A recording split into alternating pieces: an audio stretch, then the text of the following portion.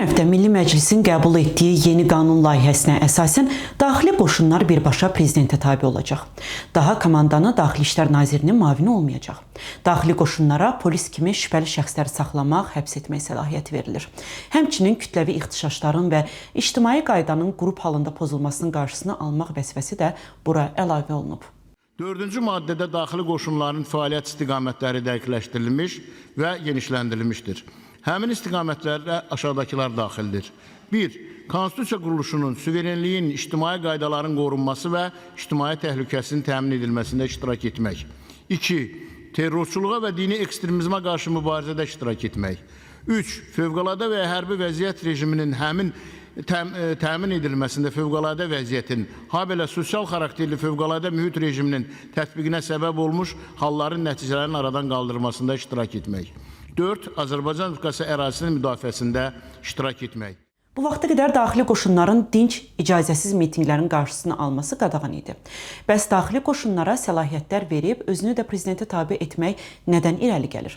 Siyasi şərhçi Nahid Cəfərov deyir ki, Rusiya-Ukrayna müharibəsi fonunda Avropanın enerji tədarükünə ehtiyacının artması, eyni zamanda təhlükəsizlik məsələlərinə görə Türkiyədən asılı olması İlham Əliyev üçün misli görünməmiş şərait yaradır ki, o ölkədə müxalifləri sıradan çıxartsın, üstəlik ağırlaşan sosial-iqtisadi partlayışın qarşısını ala bilsin.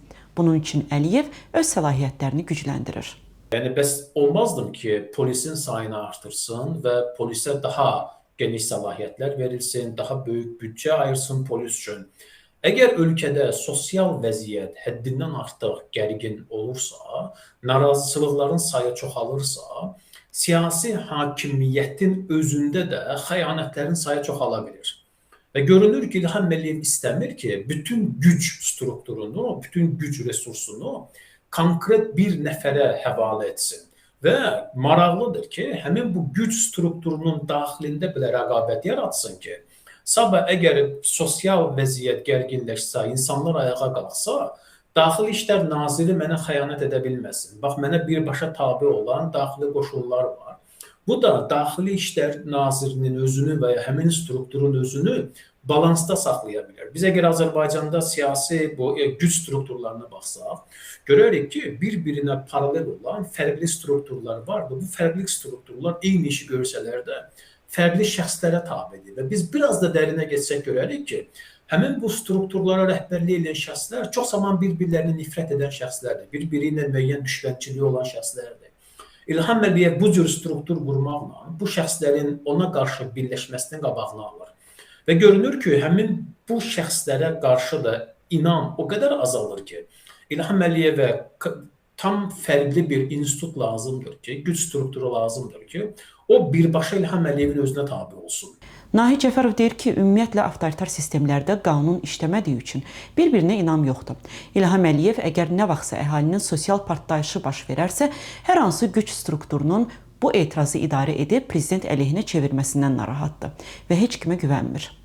Hər kəs bilir ki, sabah istənilən halda Ramiz Mehdiyevin başına gələndə daha pis formada mənim başıma gələ bilər. Bunun səfiri var Azərbaycanda həbsxanada, bunun naziri var idi Azərbaycanda həbsxanada, Əli İnsanov neçə il həbsxanada qaldı.